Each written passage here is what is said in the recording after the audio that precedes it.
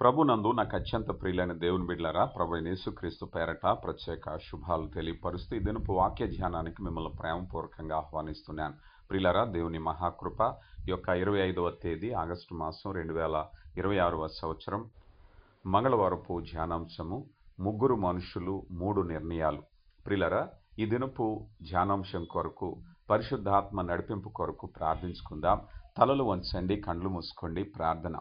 శక్తివంతుడా, ప్రేమ కలిగిన దేవ, మహోన్నతుడా, కృప కలిగిన తండ్రి, ఆశ్చర్యకరమైన మీ ప్రేమను బట్టి మీకు మహిమ చెల్లిస్తున్నామయ్యా.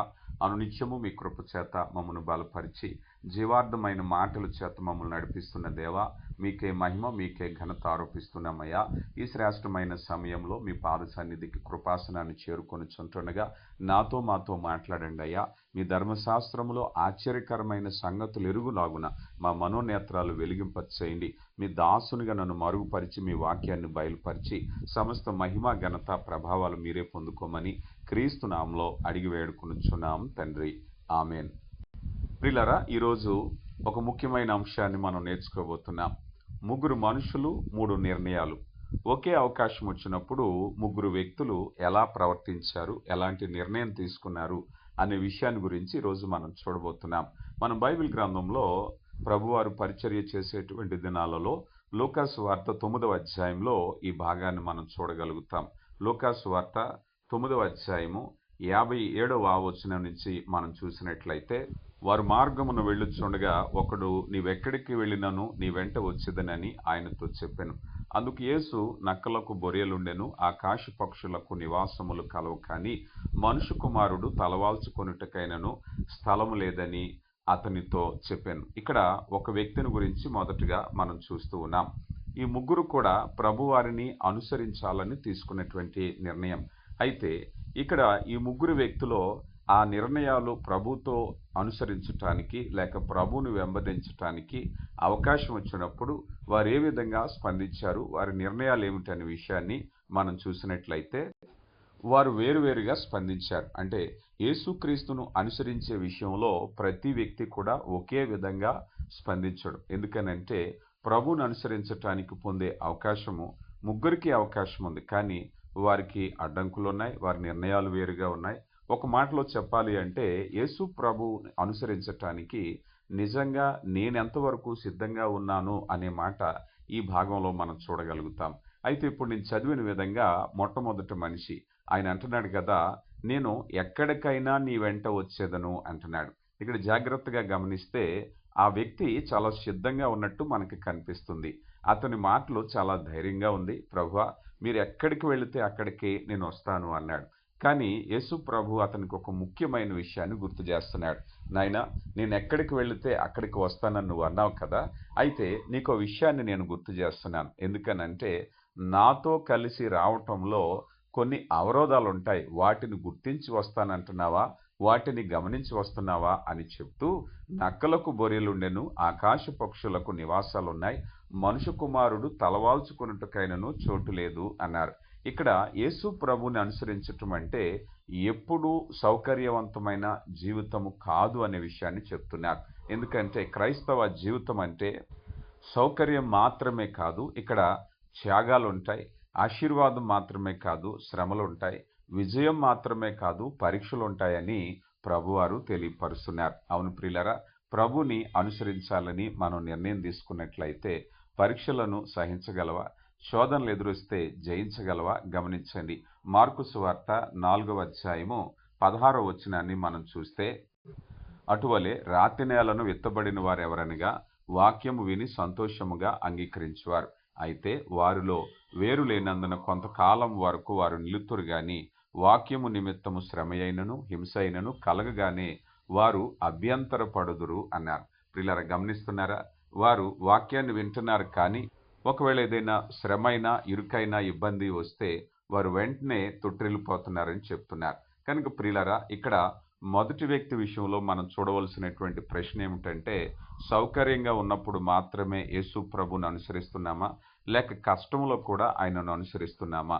ప్రభు మనల్ని ప్రశ్నిస్తున్నటువంటి విధానాన్ని మనం చూస్తున్నాం. ఇక రెండో వ్యక్తి గురించి మనం చూడబోతున్నాం. లూకాసు వార్త 9వ అధ్యాయము 59 నుంచి చదువుతున్నాను. ఆయన మరి ఒకనితోనూ వెంట రమ్మని చెప్పాను. అతడు నేను వెళ్ళి మొదట నా తండ్రిని పాతిపెట్టి వచ్చుటకు సెలవిమ్మని మనవి చేశాను. అందుకు ఆయన, మృతులు తమ మృతులు పాతిపెట్టుకొననిమ్ము, నీ వెళ్ళి దేవుని రాజ్యము ప్రకటించమని వానితో చెప్పాను. ప్రియులారా, ఇక్కడ ప్రభువారు చెప్తున్నటువంటి మాట రెండో వానితో, నన్ను వెంబడించు అన్నాడు. అతను వద్దు అని ఏం చెప్పలేదు కానీ వస్తానన్నాడు. కానీ ముందుగా నేను వెళ్ళి నా తండ్రిని పాతిపెట్టుకోవటానికి నాకు సెలవిమ్మని సెలవిచ్చాడు. అంటే అతనికి సమస్య, అంటే నిరాకరణ కాదు కానీ ఆలస్యం. అంటే ఇప్పుడే కాదు, తర్వాత. చాలామంది ప్రభు సేవ కొరకు వాయిదా వేసే వాళ్ళని చూస్తాం. రక్షణ పొందటానికి వాయిదా వేసే వాళ్ళని చూస్తూ ఉంటాం.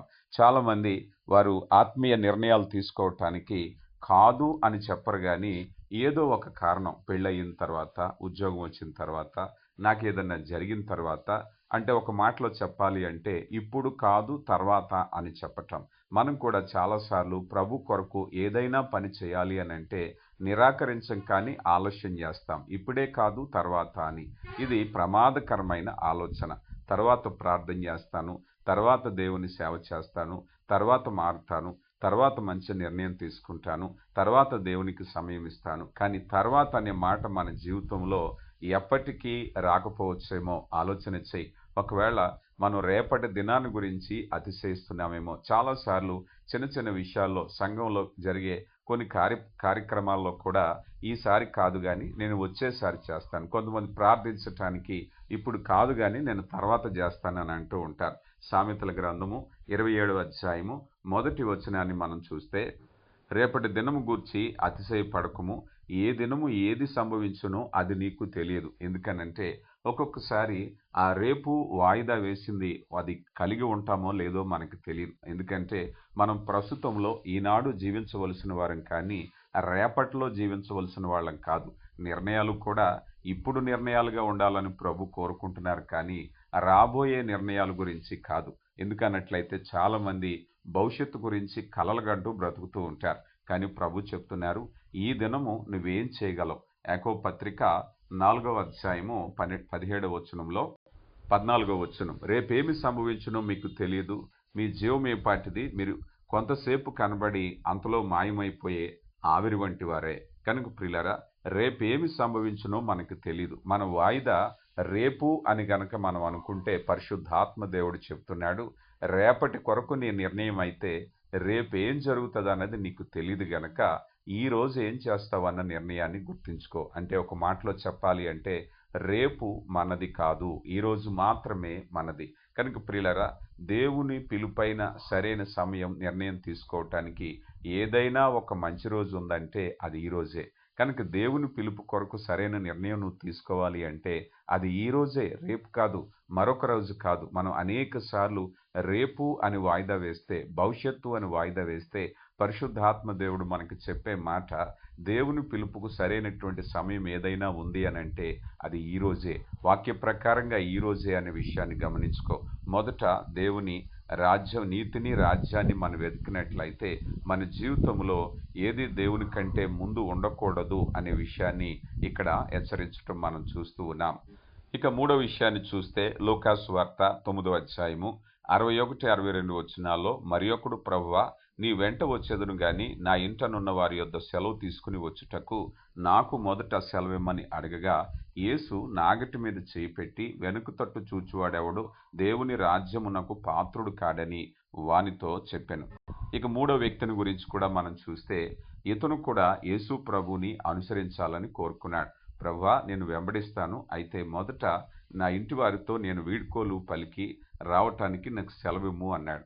అంటే యేసు ప్రభు అతనితో ఒక గొప్ప ఆత్మీయ సత్యాన్ని చెప్పాడు.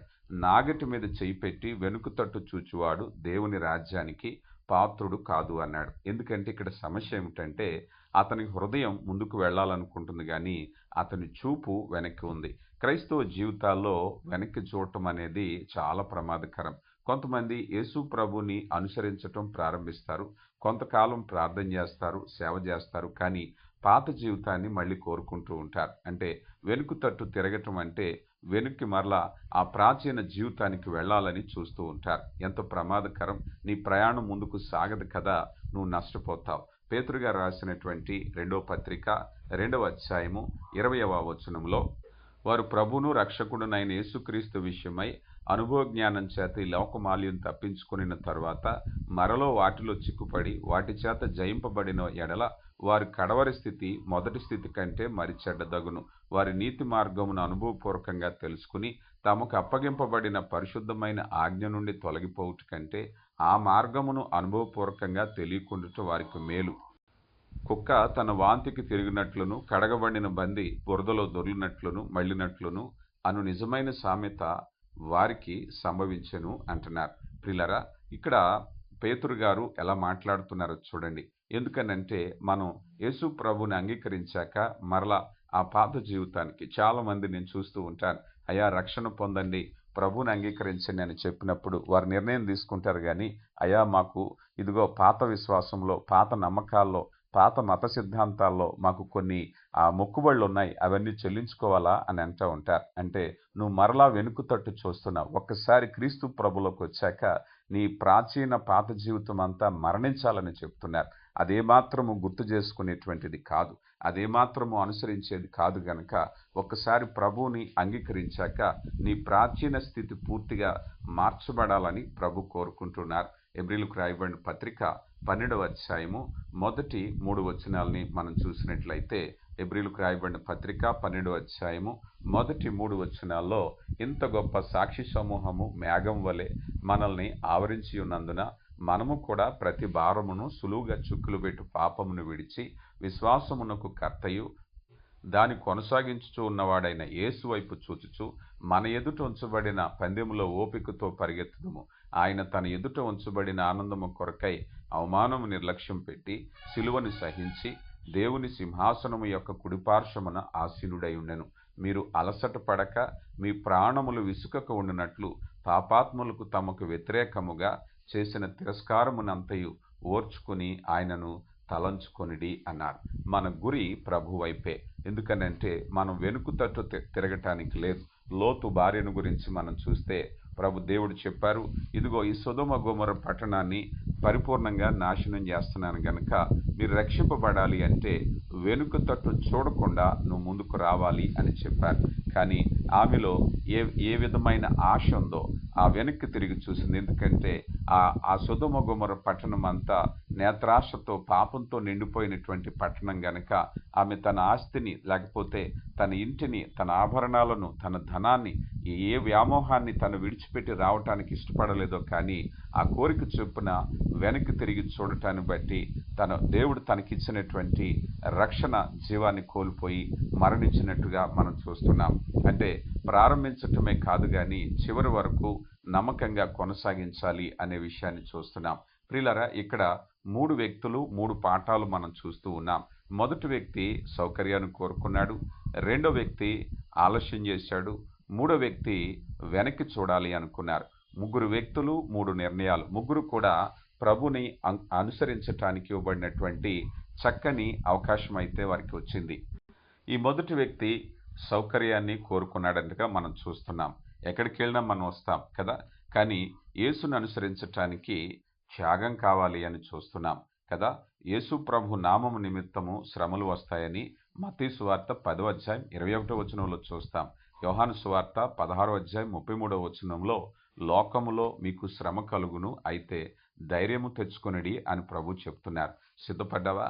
తిమోతికి రాసిన 2వ పత్రిక 3వ అధ్యాయం 12వ వచనంలో యేసుక్రీస్తులో భక్తితో బ్రతుకును ఉద్దేశించి వారికి శ్రమలు విస్తరించునని వాక్యం చెప్తుంది.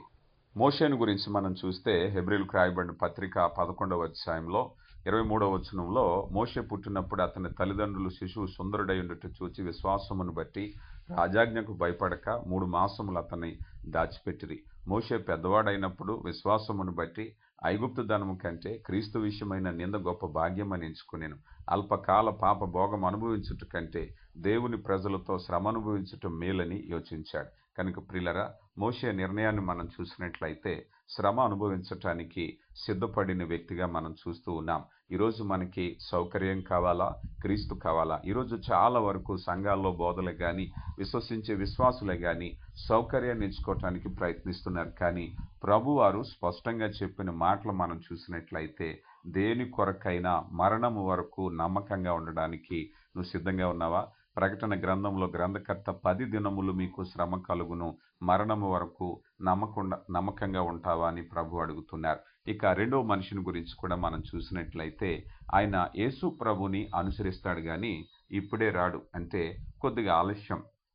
కానీ ఇందాక మనం చదువుకున్నాం సామెతల గ్రంథం 21వ అధ్యాయం 1వ వచనంలో రేపటి దినమును గురించి ఆలస్యం అతిశయపడవద్దు అన్నారు. కానీ ఆలస్యం చేసే కొలది ఏం జరుగుతుందంటే సామెతల గ్రంథము 20వ అధ్యాయము 4వ వచనాన్ని మనం చూస్తే, విత్తులు వేయు కాలమును సోమరి దున్నడు, కోతకాలమును పంట గూర్చివాడు విచారించినప్పుడు వానికేమి దొరకపోవును అన్నారు. మనం విత్తనాలు వేసేటప్పుడు తొలకరి వర్షము తగు రీతిగా ఎప్పుడు వేయాలో అప్పుడే వేయాలి, కానీ కాలం గడిచిపోయాక చేస్తే ఉపయోగం ఉండదు. ఈరోజు చాలామంది తమ యవన బలంలో యవన ప్రాయంలో ఉన్నప్పుడు దేవుని దగ్గరికి రారు, కానీ అనారోగ్యం వచ్చినప్పుడు, వృద్ధాప్యం వచ్చినప్పుడు, అవకాశాలు లేనప్పుడు, ఈ లోకంలో తిరస్కరించబడిన వారి జీవితాన్ని, వారి విలువైన సమయాన్ని, వారి విలువైన ధనాన్ని లోకంలో ఉపయోగించుకుని అవన్నీ కోల్పోయాక, లోకం కాదన్నాక అప్పుడు దేవుడి దగ్గరికి రావటానికి ప్రయత్నిస్తారు. న్యాయమా? ఒకసారి ఆలోచన చేయండి. దేవుడు నీకు బలాన్నిచ్చి, ఆయుష్నిచ్చి, శక్తినిచ్చి, వనరులిచ్చి నిన్ను బలపరిచాక ప్రభు దగ్గరికి రావటానికి ఆలస్యం చేస్తున్నావేమో. ప్రియులారా గమనించండి, యాకోబు పత్రిక 4వ అధ్యాయం 4 ఇందాక మనం ఏం చదువుకున్నాం? రేపటి దినమును గూర్చి రేపేమి సంభవించునో మనకి తెలియదు గనక మనం చేయగలిగిన పని ఈ దినమే చేయాలి. ప్రసంగి గ్రంథము 9వ అధ్యాయము 10వ వచనాన్ని కూడా మనం చూసినట్లయితే, చేయుటకు నీ చేతికి వచ్చిన ఏ పనైనా నీ శక్తి లోపం లేకుండా చెయ్యి. నువ్వు పోయి పాతాళమందైనా పనైనా ఉపాయమైనా తెలివైనా జ్ఞానమైనా లేదు. కనుక ప్రియులరా, భౌతికంగా కూడా చాలామంది పని చేయటానికి వాయిదా వేస్తూ ఉంటారు. పనికొచ్చే పనులు, కుటుంబానికి పనికొచ్చే పనులు, జీవనోపాధికి సంబంధించే పనులు, చదువుకునే విద్యార్థులు వాయిదాలు వేస్తూ ఉంటారు. కానీ ప్రభు చెప్తున్న మాట ఏమిటయ్యా అంటే, వాయిదా వేయకుండా నేడు అను దినం ఉండగానే పని చేయి. యోహాను సువార్త 9వ అధ్యాయము 4వ వచనంలో కూడా మనం చూసినట్లయితే, యోహాను సువార్త 9వ అధ్యాయం 4వ వచనంలో ప్రభువారు అంటారు కదా, పగలున్నంత వరకు నన్ను పంపిన వాని క్రియలు మనం చేయుచుండవలెను, రాత్రి వచ్చుచున్నది అప్పుడెవడు పని చేయలేడు. ప్రియులారా నిజమే కదా, ప్రభు మనకిచ్చిన అవకాశాలు రేపుంటాయా? ఈ రోజున్న బలం రేపుంటుందా? ఈ రోజున్న సమయం రేపుంటుందా? ఈ రోజున్న అవకాశాలు రేపుంటాయా? ఆలోచన చేయండి. సమయం ఉండగానే ప్రభు కొరకు పని చేయటానికి ప్రయత్నించండి. కనుక రెండో వ్యక్తిలో నుంచి మనం నేర్చుకునేటువంటి గుణం ఏమిటయ్యా అంటే, ఆ వ్యక్తి చేయటానికి ఇష్టపడుతున్నాడు కానీ నిర్లక్ష్యం చేస్తున్నాడు. మనం అనుకున్నాం రక్షణలో నిర్ణయాలు తీసుకునేటప్పుడు కొరింథీయులకు రాయబడిన 2వ పత్రిక 6వ అధ్యాయము 2వ వచనంలో, ఇదిగో ఇప్పుడే అనుకూల సమయము, మిక్కిలి అనుకూల దినం, రక్షణ దినం. కనుక దేవుని కృపను బట్టి రక్షణ పొందటానికి సిద్ధపడుతున్నావా? జాగ్రత్త. అపోస్తుల కార్యగ్రంథం 24వ అధ్యాయం 25వ వచనంలో ఫెలిక్స్కి అపోస్తుడైనటువంటి పౌలు ప్రభు యొక్క తీర్పును గురించి ప్రకటిస్తూ ఉంటారు. అందుకే అంటారు, పౌలు నీతిని, ఆత్మని, ఆశా నిగ్రహము, రాబో తీర్పును గురించి చెప్పినప్పుడు ఫిలిక్స్ భయపడిపోయాడు. ఇప్పుడు వెళ్ళుము, నాకు సమయం దొరికినప్పుడు నిన్ను పిలిచెదను అన్నాడు. కానీ సమయము దొరికినప్పుడే నిర్ణయం. ఈరోజు చాలామంది సువార్త ప్రకటించేటప్పుడు, అయ్యా నేను రక్షణ పొందటానికి నాకు సమయం కావాలి, వాక్యం వినడానికి సమయం కావాలి. సమయం ఇచ్చిన దేవుని సమయాన్ని వినటానికి ఒకవేళ గనుక నువ్వు నిర్లక్ష్యం చేస్తున్నావేమో, రేపటికి వాయిదా వేయకుండా నీకు సమయం ఇచ్చిన వాడే దేవుడు అన్న విషయాన్ని మర్చిపోవద్దు. ఎందుకంటే చాలామంది, అయ్యా నాకు టైం లేదు, దేవుని ఆరాధించడానికి టైం లేదు, నిర్ణయం తీసుకోవటానికి టైం లేదు, ప్రార్థించటానికి టైం లేదు, వాక్యాన్ని వినటానికి, ధ్యానించటానికి టైం లేదు. కానీ దేవుని బిడ్డలారా, ఈరోజు మన సహవాసం ద్వారా నువ్వు నిర్ణయం తీసుకున్నావా? ప్రభు కొరకు సమయాన్ని గడపటానికి ఒక 2 నిమిషాలు సమయం ఇవ్వగలవా? అనేక సార్లు ఈ మాటలు అంటూ ఉంటాను. ఒకసారి నీ నిర్ణయాన్ని నువ్వు ఉపయోగించుకుంటున్నావా, వాయిదా వేస్తున్నావా గమనించు.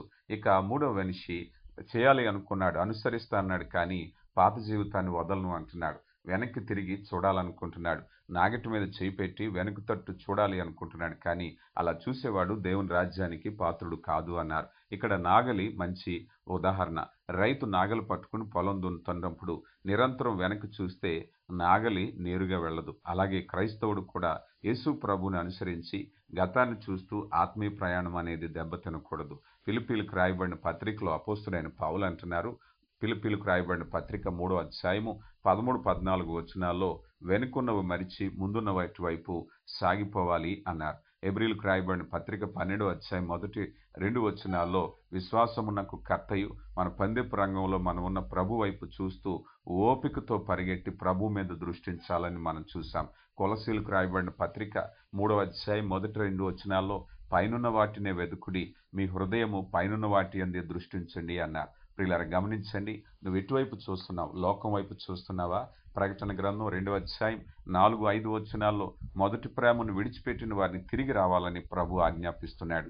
మొదట నువ్వు ప్రారంభించావేమో, మొదట ప్రభు వైపు చూడటం ప్రారంభించావు, మరలా నీ చూపు మరలా లోకం వైపు వెళితే ప్రభు నిన్ను పిలుస్తున్నాడు, ఇదిగో మరలా ఆ తొలి ప్రేమను పొందుకోమని. కనుక తప్పించుకున్న తర్వాత తిరిగి ఆ ప్రాచీన స్థితికి వెళ్ళిపోయినట్లయితే అది ప్రమాదకరమైన పరిస్థితి అని ప్రభు హెచ్చరిస్తున్నారు. లోతు భార్య ఆదికాండం 19వ అధ్యాయం 15-26 వచనాల్లో దేవుడు సొదొమును విడిచి వెళ్ళమని చెప్పినప్పుడు ఆమె వెనక్కి తిరిగి చూసింది, ఫలితంగా దేవుని తీర్పును ఎంచుకుంది. అందుకే లూకాసు సువార్త 17వ అధ్యాయం 32వ వచనంలో ప్రభువారు అంటారు కదా, లోతు భార్యను జ్ఞాపకం చేసుకోనండి. కనుక దేవుడు మనల్ని బయటికి తీసుకువచ్చాక పాత జీవితం వైపు మరలా ప్రేమించొద్దు. దేవుడు మనల్ని ప్రేమిస్తున్నాడు.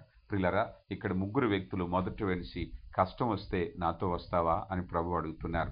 రెండో మనిషిని అడుగుతున్నారు, నాతో ఈరోజే వస్తావా అని అడుగుతున్నారు. మూడో మనిషిని వస్తావా, వెనక్కి తిరిగి చూడకుండా నడుస్తావా అన్నారు. నిజమైనటువంటి శిష్యుడు ఇలాగే ఉండాలి కదా. ప్రభు కొరకు కష్టం వచ్చినా నిన్నే అనుసరిస్తాను, రేపు కాదయ్యా ఈరోజే అనుసరిస్తానయ్యా, నిన్ను అనుసరించాక నా కన్నులు నీపైనే ఉంటాయి కానీ వెనక్కి చూడను అని చెప్పగలిగే స్థితి ఉండాలని ప్రభు కోరుకుంటున్నారు. కనుక ప్రియులారా, నీ నిర్ణయము ఎలా ఉంది? ప్రభు కొరకు, ప్రభుని అనుసరించటం కొరకు ఏ స్థితిలో ఉన్నావో పరిశీలన చేయి. దేవుడు నిన్ను బహుగా దీవించి ఆశీర్వదించునుగాక. ప్రార్థించుకుందాం.